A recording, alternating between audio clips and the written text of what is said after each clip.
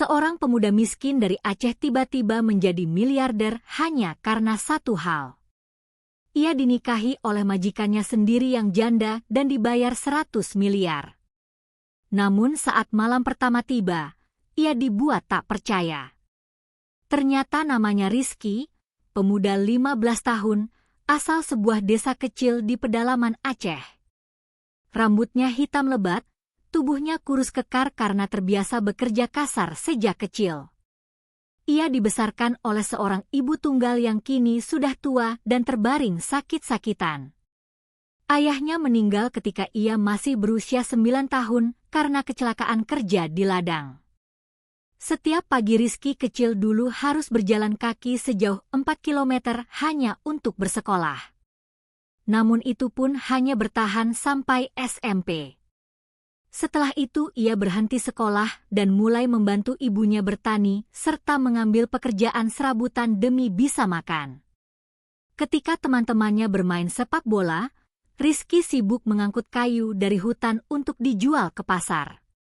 Suatu hari saat usianya genap 21 tahun, ibunya menderita stroke ringan. Sejak saat itu, biaya pengobatan menjadi kebutuhan utama keluarga mereka. Rumah mereka hanya berdinding papan yang mulai lapuk, atap bocor di beberapa sisi, dan tidak ada kamar mandi. Tapi ibu Rizky selalu tersenyum. Seolah rasa sakitnya bukan beban, melainkan bagian dari doa yang terus ia panjatkan untuk masa depan anaknya. Nak, ibu enggak minta kamu jadi orang kaya. Ibu cuma ingin lihat kamu hidup tenang dan enggak susah seperti ibu. Katanya suatu malam sambil menahan nyeri di kakinya. Kata-kata itu membekas di hati Rizky. Ia pun memutuskan untuk merantau ke Jakarta. Ia tidak punya ijazah, tidak ada kenalan, dan tidak tahu harus mulai dari mana. Tapi tekadnya bulat. Ia ingin membalas pengorbanan ibunya. Bahkan jika itu berarti jadi tukang sapu, kuli, atau apapun asalkan halal. Sesampainya di Jakarta, realitas keras kota besar langsung menyambutnya. Tidur di empran toko, makan dari nasi bungkus sisa, dan berdesakan mencari kerja di pasar buruh. Hingga suatu hari saat sedang menyapu halaman masjid, ia ditawari pekerjaan sebagai asisten rumah tangga oleh seorang supir tua yang melihatnya bekerja rajin. Kamu kelihatan jujur dan sopan. Majikan saya butuh orang seperti kamu. Tapi jangan macam-macam ya. Bu Syifa itu orangnya galak. Nama itu asing bagi Rizky. Tapi ia menerima tawaran itu dengan senang hati. Gajinya lumayan dan yang terpenting ia bisa kirim uang rutin ke kampung. Maka dimulailah babak baru hidup Rizky sebagai AART di sebuah rumah mewah milik seorang janda muda kaya raya bernama Syifa Mahendra. Di kawasan elit Jakarta Selatan. Rizky terpesona saat pertama kali melihat rumah itu. Dinding kaca mengelilingi halaman, taman yang dirawat rapi, dan suasana seperti hotel bintang L. Namun, ia tidak menyangka bahwa rumah sebesar itu justru terasa begitu dingin dan sepi. Tak ada suara tawa, tak ada keluarga, hanya kesunyian yang membungkus kemewahan. Sosok Bu Syifa pun tidak kalah mengejutkan. Wanita berusia sekitar 32 tahun itu memiliki kecantikan yang anggun, tapi sorot matanya tajam dan bibirnya jarang tersenyum. Ia jarang bicara, lebih sering mengurung diri di ruang kerja dan memperlakukan staf rumah tangganya seperti robot. Rizky, saya tidak butuh basa-basi. Lakukan tugasmu tepat waktu. Jangan tanya-tanya dan jangan coba melewati batas. Tegas dan dingin. Tapi Rizky tidak keberatan. Ia datang bukan untuk disayang, tapi untuk bekerja. Dan setiap malam ia masih menyempatkan diri menelepon ibunya selama 2 menit. Sekadar memastikan semuanya baik-baik saja di kampung. Hari-hari Rizky dipenuhi oleh rutinitas. Membersihkan rumah seluas istana, menjaga taman. Sesekali membantu supir menyiapkan mobil dan memastikan tidak ada satu sudut pun berdebu. Ia bukan pekerja yang banyak bicara, tapi semua staf rumah mulai menghormatinya karena satu hal. Ia tidak pernah mengeluh. Namun, Rizky tidak tahu bahwa di balik kaca jendela kamar lantai Bu Fira sering memperhatikan dirinya dalam diam. Ada sesuatu dalam ketulusan Rizky yang berbeda dari kebanyakan pria yang pernah ia kenal. Tapi untuk saat ini, Rizky hanyalah seorang pembantu rumah tangga. Yang belum ia tahu adalah takdir sedang menulis bab berikutnya dari hidupnya. Bab yang akan mengubah segalanya. Hari itu seperti biasa, matahari mulai condong ke barat saat Rizky sedang menyiram tanaman di taman belakang. Angin bertiup pelan. Aroma bunga Kamboja samar menyebar di udara. Suasana rumah tampak tenang hingga tiba-tiba terdengar suara langkah terburu-buru dari dalam. Spir keluarga Pak Dharma keluar dari pintu dapur sambil memanggil Rizky dengan nada panik. Ras, cepat ke dalam. Ibu majikan bawa ibunya dari rumah sakit, tapi keadaannya kritis. Rizky langsung berlari masuk. Di ruang tengah ia melihat seorang wanita tua berusia sekitar 70 tahun tergeletak di atas kursi roda. Wajahnya pucat, napasnya tersengal-sengal. Di sampingnya, Bu Syifa berdiri dengan ekspresi panik untuk pertama kalinya sejak Rizky mengenalnya. Liftnya mogok. Aku gak bisa bawa ibu ke kamar atas. Mana perawat belum datang. Lift kaca di dalam rumah itu biasanya hanya dipakai Bu Syifa untuk membawa ibunya yang sudah lumpuh naik ke lantai 2 tiba-tiba mati total. Teknisinya baru bisa datang malam. Perawat pribadi yang biasa merawat ibunda Bu Syifa sedang terjebak macet dan belum sampai. Sementara kondisi sang ibu memburuk cepat. Dadanya naik turun tak beraturan. Tangannya mulai dingin. Kalau dibiarkan di bawah, ibu bisa kena serangan jantung. Tapi bagaimana cara bawa dia ke atas? Tangga terlalu curam. Teriak Bu Syifa frustasi. Tanpa pikir panjang, Rizky meletakkan selang yang masih menetes di tangannya. Ia memandang tangga spiral yang menjulang lalu menatap tubuh Renta di kursi roda. Di matanya bukan wajah wanita asing yang terbaring itu, melainkan ibunya sendiri. Bu Syifa, saya angkat ibu ke atas. Saya bisa. Kamu gila. Kalau kamu jatuh, kamu bisa celaka. Ibu saya juga bisa. Percayakan saja pada saya. Dengan hati-hati tapi sigap, Rizky mengangkat tubuh rapuh itu ke gendongannya. Ia mulai menaiki anak tangga satu persatu. Tubuhnya gemetar menahan beban. Bukan karena berat, tapi karena takut sesuatu terjadi. Tangga itu licin. Kakinya sempat terpeleset satu kali membuat jantung semua orang di bawah berdegup. Tapi Rizky tetap maju, peluh membasahi wajahnya. Di tengah jalan, sang ibu mulai batuk keras dan mengerang. Rizky menenangkan dengan suara lirih. Tahan sebentar, Nek. Kita hampir sampai. Ibu kamu kuat. Sesampainya di atas, Rizky meletakkan tubuh wanita itu di ranjang khusus di kamar VIP lantai 2. Ia langsung mengambil oksigen portabel dan memakaikannya. Beberapa menit kemudian, napas wanita tua itu mulai teratur. Jiwanya terselamatkan. Perawat tiba tak lama kemudian ia langsung memeriksa kondisi sang ibu dan mengangguk. Syukurlah kalau telat sedikit bisa fatal. Di luar kamar, Bu Syifa berdiri diam. Tatapannya kosong. Ia masih syok, tapi di matanya ada kilatan yang tidak biasa. Campuran syukur, tak percaya, dan perasaan yang belum bisa ia definisikan. Rizky keluar dari kamar, mengusap peluh di dahinya, dan menunduk sopan. Maaf kalau saya lancang, Bu, Tapi saya gak bisa lihat seorang ibu dalam bahaya. Bu Fira memandangnya lekat-lekat. Untuk pertama kalinya, ia melihat sisi dari Rizky yang bukan hanya pekerja keras, tapi juga laki-laki sejati. Tak ada kata yang keluar dari bibirnya sore itu. Tapi malamnya dari balik pintu kamar, ia berdiri lama menatap ke arah taman. Tempat di mana Rizky sedang duduk sendiri, memegang ponsel kecil dan tersenyum senduh.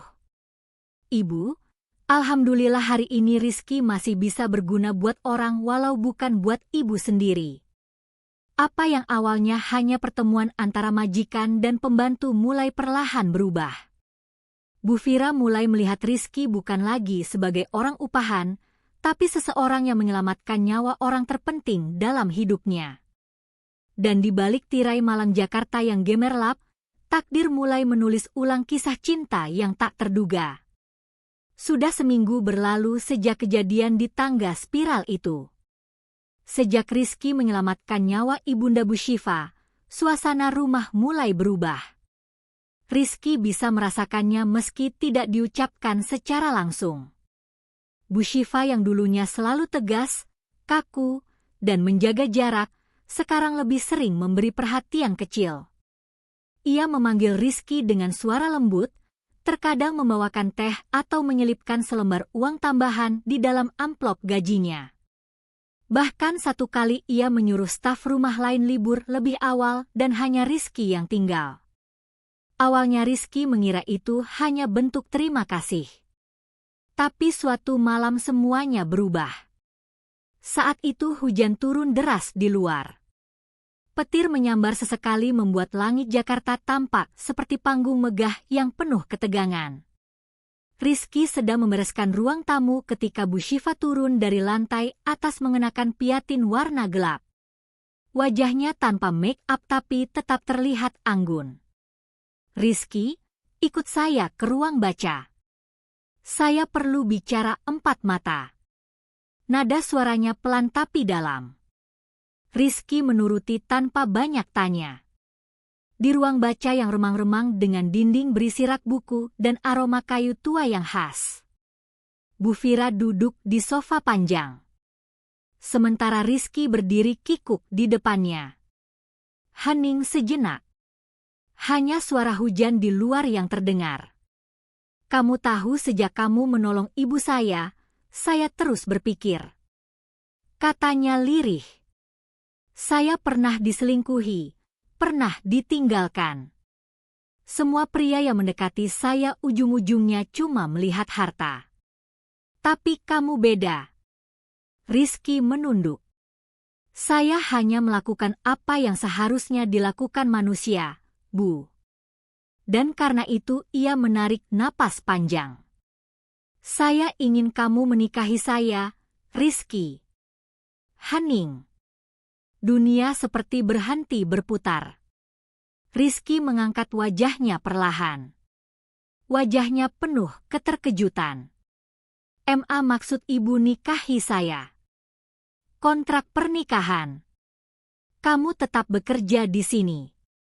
Saya akan beri kamu kompensasi uang banyak. Miliar Rizky terdiam. Dadanya seperti ditabrak truk. 100 miliar? Maaf, Bu. Saya bukan siapa-siapa. Saya cuma anak kampung. Ibu pasti sedang emosional atau terbawa perasaan karena kejadian kemarin. Ini bukan soal emosi, ini soal harapan terakhir ibu saya. Beliau ingin melihat saya menikah, melihat saya bahagia sebelum ia pergi. Dan kamu orang yang paling tepat untuk itu. Ras menarik napas berat.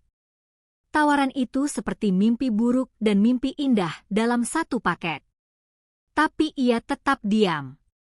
Dalam hatinya ia hanya ingin menyenangkan ibunya di kampung.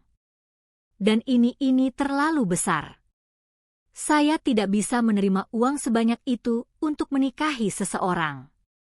Itu bukan cinta, Bu. Saya tidak sedang membeli cintamu, Rizky. Saya cuma ingin seseorang yang saya bisa percaya kamu. Dan jika kamu butuh waktu, ambillah. Tapi ingat, ini bukan sekadar permintaan. Ini permohonan dari seorang anak untuk ibunya yang sekarat. Rizky meninggalkan ruang baca malam itu dengan langkah gemetar. Hujan masih turun. Tapi kali ini bukan hanya petir yang menggelegar di langit, tapi badai dalam dadanya sendiri. Ia kembali ke kamarnya yang kecil, duduk diam menatap ponsel. Ada satu pesan masuk dari ibunya. Rizky, ibu pengen lihat kamu nikah, nak, sebelum Allah jemput ibu. Dan malam itu, Rizky menangis dalam diam. Tanpa sadar, hidupnya sedang dihadapkan pada dua pilihan besar. Menikahi majikannya demi memenuhi harapan ibu seseorang atau menolaknya dan hidup dalam bayang-bayang kemungkinan yang tak pernah datang dua kali. Pagi itu, Rizky duduk di dalam bus ekonomi menuju Aceh. Jendela sebelahnya terbuka membiarkan angin jalanan menyapu wajahnya yang kosong. Ia masih membawa ponsel lamanya, ransel butut dan satu pikiran berat yang tak kunjung reda. Menikahi wanita yang bahkan tidak mencintainya demi membalas budi atau tetap menjadi dirinya sendiri dan menolak sesuatu yang tak pernah impikan. Ia tak mengatakan apapun kepada Bu Syifa selain saya ingin pulang sebentar, Bu. Untuk berpikir. Perjalanan 40 jam itu dipenuhi renungan. Di setiap hal terkecil, di setiap dentuman roda yang bergesek di aspal, pikirannya selalu kembali ke dua sosok wanita. Ibunya sendiri dan ibu dari wanita yang memintanya menikah. Sesampainya di kampung, ia mendapati ibunya terbaring lemah di depan tua. Udara desa terasa tenang, tapi waktu terasa kejam. Setiap jam kondisi ibunya semakin memburuk. Namun, wajahnya tetap berseri melihat anaknya pulang. Rizky, kamu kurusan, tapi matamu kayak orang yang mikir berat. Ya. Rizky duduk di samping ibunya menggenggam tangan renta itu. Bu, misalnya ada orang minta Rizky menikah bukan karena cinta, tapi karena kebaikan. Karena dia pengen bahagiain ibunya sebelum ibunya meninggal, tapi dia kasih uang banyak. Ibunya terdiam lalu tersenyum samar. Kamu tahu, nak, ibu ini udah hidup di dunia lama. Ibu tahu mana niat yang tulus dan mana yang main-main. Kadang cinta itu datang bukan dari hati, tapi dari perbuatan. Tapi Bu, 100 miliar itu bukan uang mainan. Itu seperti mengganti hidup orang. Ibunya batu lalu menatap langit-langit rumah. Ibu enggak pernah minta kamu jadi orang besar, Rizky. Tapi kalau kamu bisa bantu seseorang, bisa bahagiain orang lain dan kamu enggak harus melanggar nuranimu, kenapa enggak? Malam itu Rizky tak bisa tidur. Ia keluar dari rumah dan duduk di pinggir sawah memandangi langit penuh bintang. Ia mengingat semua yang pernah ia lewati. Tidur di emperan, makan dari sisa warung, menyikat toilet hotel demi uang harian. Lalu ia mengingat mata Bu Syifa saat berbicara malam itu. Bukan mata majikan tapi mata seorang anak perempuan yang sedang memohon untuk menyelamatkan ibunya. Pagi harinya sebelum ia kembali ke Jakarta, ibunya memanggilnya dan menggenggam tangannya kuat. Nak, dunia ini luas, tapi hati manusia lebih luas lagi. Kalau kamu memilih jalan itu, jangan hanya karena uang, tapi niatkan untuk jadi pelindung. Karena mungkin Allah sedang titipkan seseorang untuk kamu jaga. Dengan mata berkaca, Rizky mengangguk. Beberapa hari kemudian ia berdiri kembali di depan rumah mewah itu. Kali ini bukan sebagai pembantu, tapi sebagai seseorang yang siap mengambil langkah yang akan mengubah seluruh jalan hidupnya. Ia masuk ke ruang baca. Di sana Bu Fira menunggunya. Tak ada kata basa-basi. Ras berdiri tegak dan berkata pelan. Kalau ini bisa buat ibu Anda bahagia dan kalau Anda masih butuh saya untuk itu, saya bersedia. Bu Shiva menatap Rizky dalam-dalam. Perlahan ia mengangguk. Tapi di matanya untuk pertama kalinya ada air mata yang jatuh. Bukan karena duk tapi karena harapan. Terima kasih Ham Rizky. Kau bahkan lebih dari yang bisa kubayangkan. Dan saat itu kisah pernikahan yang paling tak masuk akal pun dimulai. Pernikahan itu berlangsung sederhana namun mewah. Bukan di gedung besar, bukan dengan undangan 1.000 orang, melainkan di halaman belakang rumah besar itu. Di bawah pohon flamboyan yang ditanam sejak Bu Shiva kecil. Hanya keluarga dekat, para staf rumah, dan satu tamu istimewa, Ibu Rizky yang dibawa langsung dari Aceh dengan fasilitas terbaik. Semua orang terkejut. Janda kaya raya menikahi pembantunya menjadi desas-desus yang menyebar diam-diam. Tapi tak ada yang tahu bahwa di balik senyum kaku dan busana indah ada kontrak rahasia. Pernikahan selama 1 tahun. Setelah itu boleh berpisah secara baik-baik. Kita jalani dengan saling hormat tanpa ganggu kehidupan masing-masing. Kata Bu Shiva malam sebelum ijab kabul. Rizky mengangguk. Ia tidak berharap lebih. Hari demi hari mereka tinggal serumah sebagai pasangan. Tapi semuanya kaku. Tidak ada panggilan sayang, tidak ada genggaman tangan.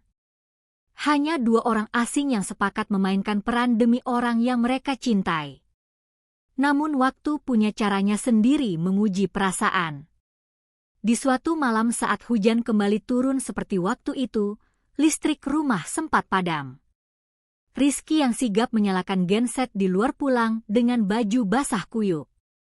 Bu Shiva yang melihatnya tanpa sadar mengambil handuk dan menyodorkannya. Bisa sakit kalau dingin. Ganti baju dulu. Malam itu mereka makan bersama dan untuk pertama kalinya mereka bicara seperti 2 manusia bukan 2 pemain sandiwara. Hari-hari berikutnya terasa berbeda. Rizky mulai tahu bahwa Bu Shiva bukan hanya wanita keras, tapi juga kesepian. Ia sering duduk diam di ruang baca bukan untuk bekerja, tapi untuk menyembunyikan luka. Dikhianati suami pertamanya, digunjingkan keluarga, ditinggalkan semua orang kecuali ibunya. Sementara Bu Fira mulai melihat Rizky bukan sebagai laki-laki miskin, tapi sebagai sosok yang hadir tanpa pamrih yang bahkan sanggup menukar harga dirinya demi kebahagiaan orang lain. Kenapa kamu enggak pernah ambil uang itu, Rizky? Karena saya enggak menikahi uang, Bu. Saya menikahi harapan Anda. Hari berganti minggu. Tanpa sadar mereka mulai tertawa bersama, saling membawakan makanan, saling mencari saat satu tidak ada. Hingga pada suatu malam di kamar, Bu Shiva menangis di pelukan Rizky karena ibunya meninggal dalam tidurnya dengan damai, dengan tersenyum melihat anaknya telah menikah. Ras memeluknya erat, tak lagi sebagai kontrak, tapi sebagai seorang suami. Kamu tidak sendiri, Shiva. Aku di sini. Setelah itu tidak ada lagi akting. Mereka benar-benar menjalani hari sebagai suami istri. Dan cinta yang awalnya pura-pura tumbuh dengan pelan seperti akar yang diam-diam menguat di tanah paling kering. Setahun kemudian kontrak mereka resmi berakhir.